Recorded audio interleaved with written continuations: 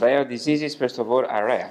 So, I mean, the definition of European community is a disease that is affecting less than 5 every 10,000 children.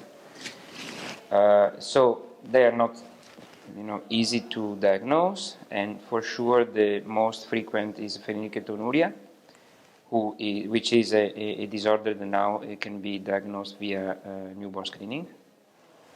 Then there are other diseases that are close by this kind of frequency. Another important disease is Gaucher disease, for example. So they are metabolic disorder, if we want to speak about groups. Metabolic disorder and neuromuscular disorder. These are the two most frequent. A lot of them affect also the brain. And so.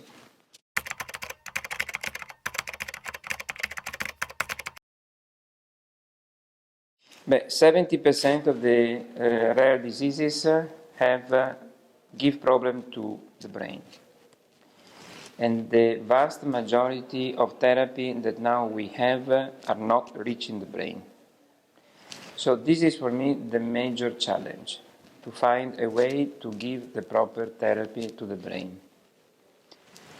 The second challenge is to help the family and help the patient in living with their diseases.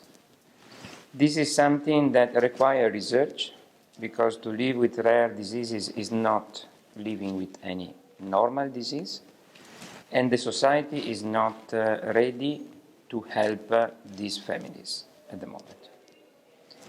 And the third challenge is to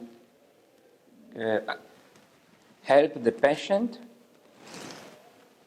to go to the adult life having the disease when he is a child.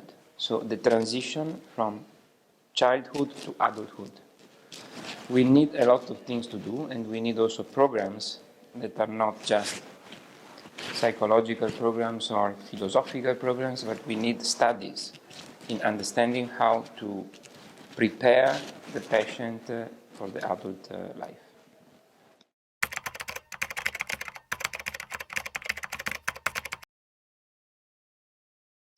Well, I am really in favor of newborn screening of rare diseases.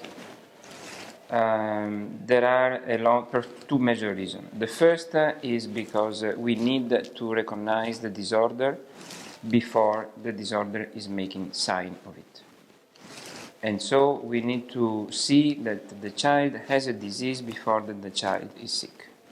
This can give us the opportunity to start with the therapy much before then the disease is reaching a point of no go back. The second thing is that the newborn screening is important also to understand how to treat the therapy.